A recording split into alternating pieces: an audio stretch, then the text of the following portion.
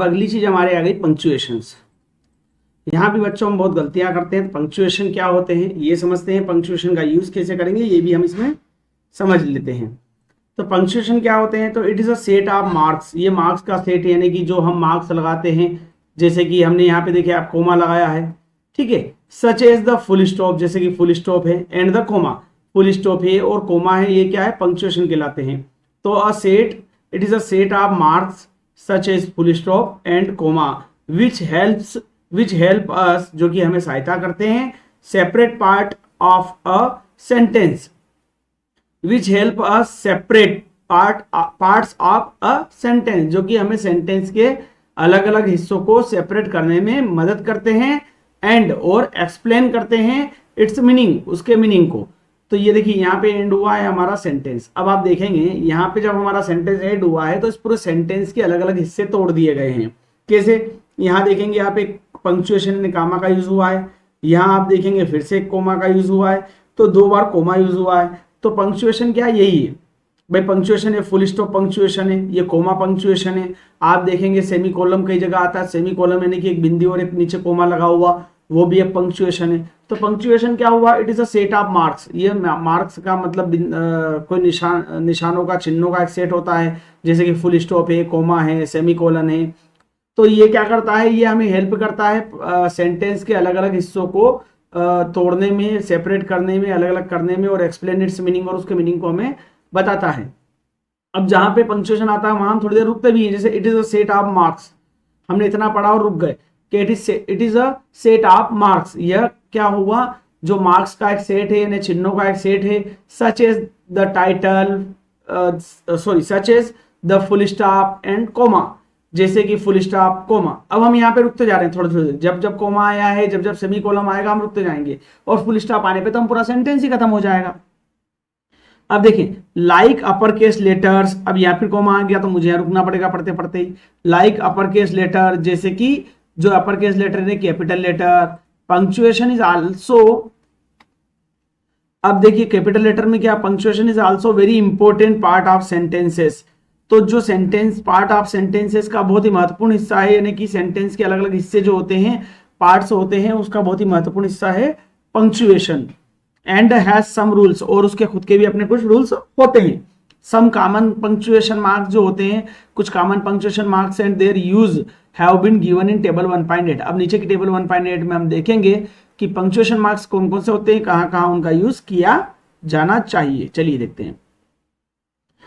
This is a punctuation table, ये punctuation table है, यहाँ देख रहे होंगे आप। देखिए फर्स्ट है फुल स्टॉप, फुल स्टॉप का साइन है इस तरह का डॉट।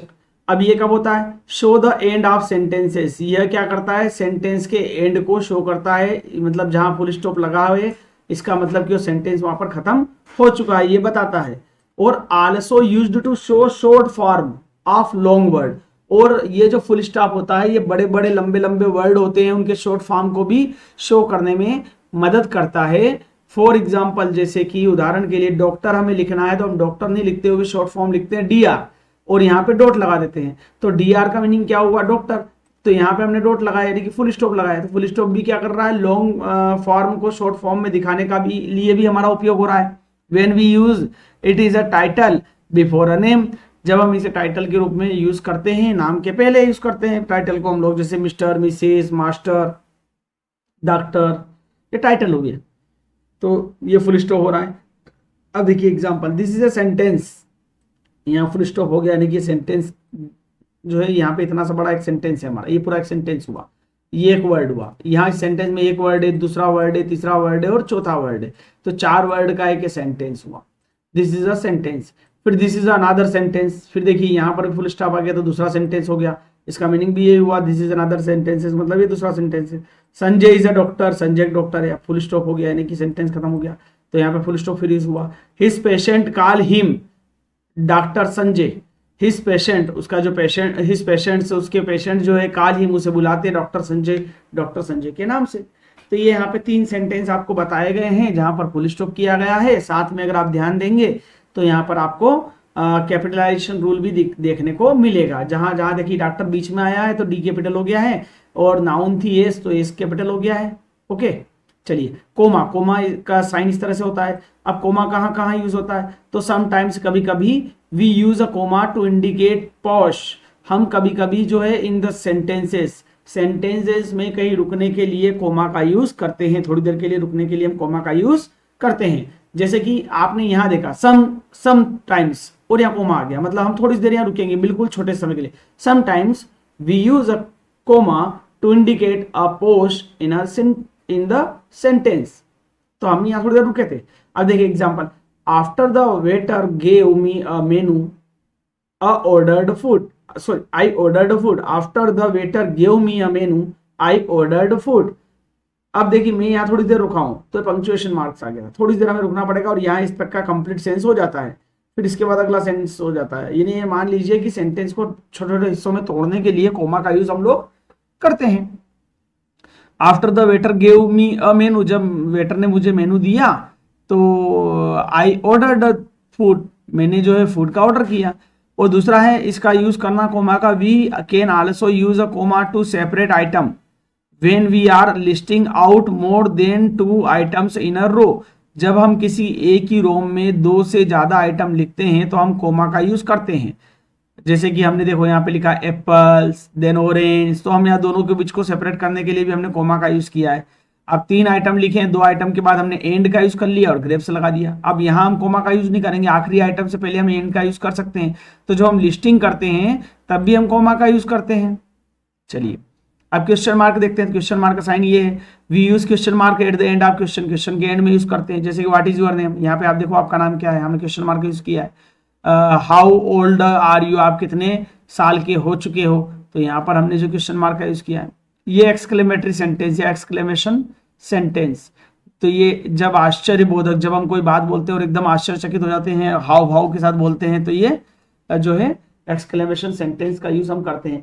तो we use an exclamation mark at the end of a word, हम वर्ड के अंत में इसका यूज करते हैं। आर अ सेंटेंस, या सेंटेंस के अंत में इसका यूज करते हैं टू इंडिकेट, बताने के लिए, अ स्ट्रॉन्ग फीलिंग, अपनी एक स्ट्रॉन्ग फीलिंग, अपनी एक मजबूत फीलिंग को दर्शाने के लिए, सच ए सरप्राइज, शोक, आर एंगर, किसी को सरप्राइज करने के लिए, शोक करने के लिए, या एंगर यानी गुस्सा शो करने के लिए हम लोग एक्सक्लेमेशन सेंटेंस का यूज करते हैं। एग्जाम्पल आप देखेंगे, what a pleasant surprise, what a pleasant surprise, तो यहां पे क्या हो, व्हाट अ प्लीजेंट सरप्राइज, कितना शानदार सरप्राइज है। यू आर लेट, जब आप क्लास में लेट जाते हो, टीचर अचानक मुझसे बोलते यू आर लेट, तो यहां पर एक्सक्लेमेशन सेंटेंस का यूज हुआ। वेरी गुड, बहुत बढ़िया। जब आप यहां भी एक्सक्लेमेशन करेंगे तो वेरी गुड में भी आप एक्सक्लेमेटरी सेंटेंस या एक्सक्लेमेशन सेंटेंस का यूज कर सकते हैं।